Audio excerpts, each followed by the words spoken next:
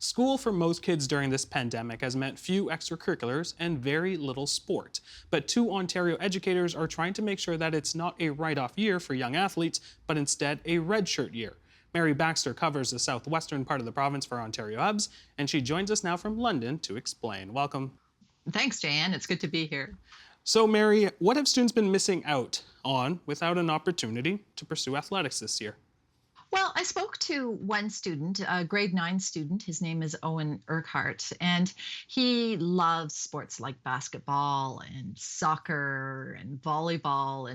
And normal in a normal school year, he'd be playing soccer and volleyball at school. And he also is involved in playing basketball in the community. He's quite competitive in the community and has even been involved in a national program. But with COVID, all of that has basically been canceled. And so for Owen to really work on his game, his best resource is his driveway and the hoop there so he can shoot some hoops. Now, I want to talk about the Red Shirt Effect, which is the initiative that you wrote about for TVO.org. But I want to take a step back for the people who aren't familiar with sports. What exactly is red shirting or a red shirt?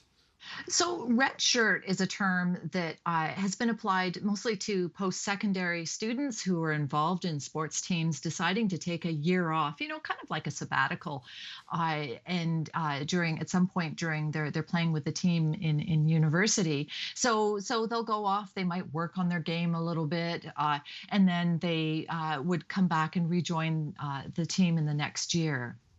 Now, the Red Shirt Effect, this initiative was actually inspired by a now NBA player, but it was his journey from college to the pros that helped inspire this program. Tell us about that. That's right. Kelly Olynyk is his name, and he's a player with a basketball player with Miami Heat, and he's a Canadian. And during his, I think it was his third year, in his college years, he took that year as a redshirt year.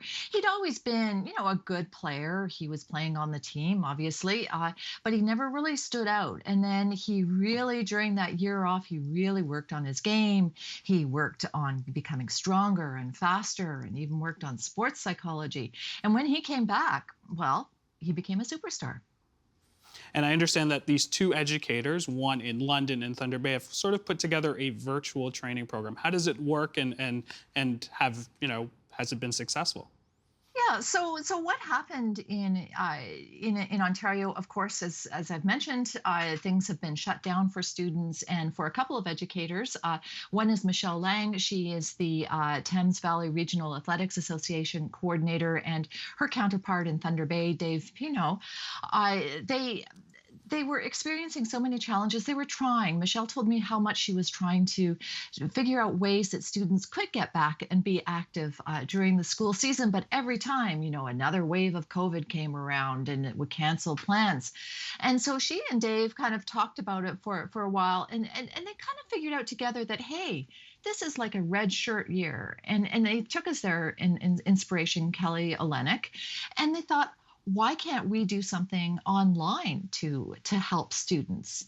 So that's exactly what they did. They've developed programs that they call it the Red Shirt Effect, but the programs are slightly different between the two areas because they're based more on their regional needs.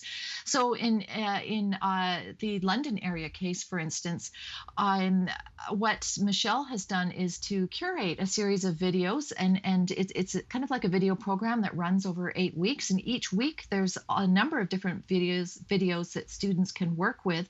They're done in real time. They utilize local trainers and top-notch local trainers to show the kids how to do the moves.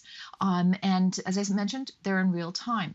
In Thunder Bay, what Dave has done is to develop a platform that coaches and their students can use together. The coaches can provide students with different exercises or different activities, for instance.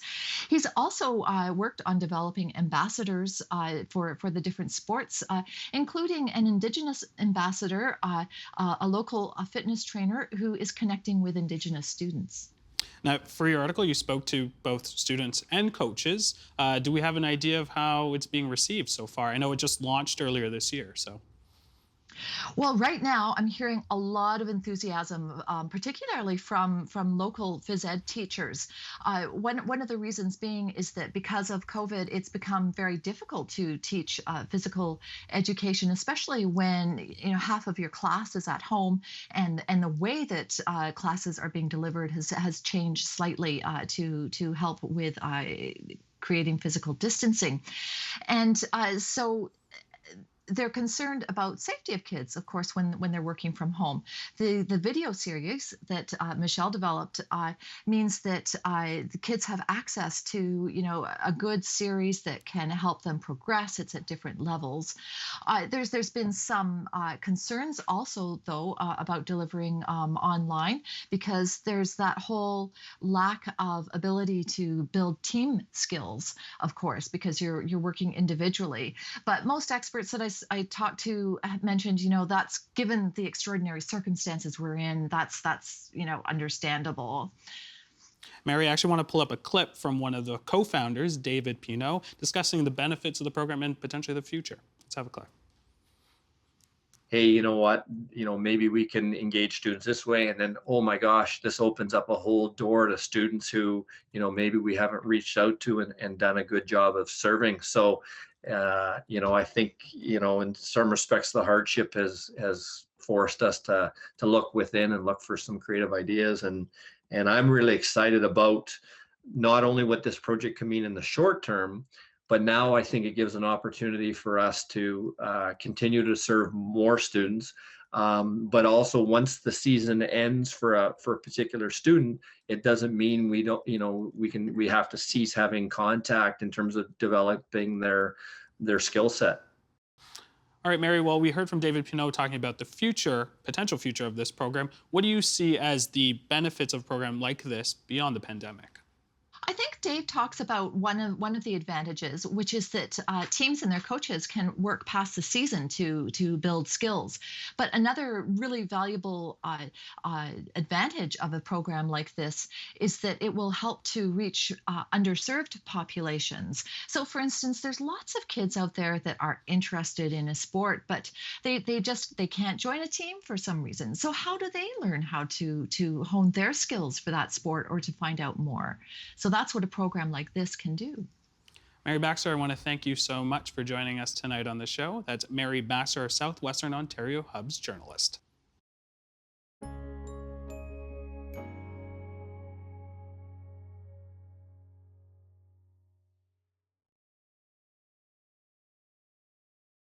The Agenda with Steve Paikin is brought to you by the Chartered Professional Accountants of Ontario.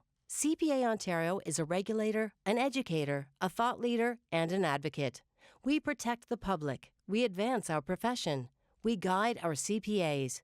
We are CPA Ontario. And by viewers like you. Thank you.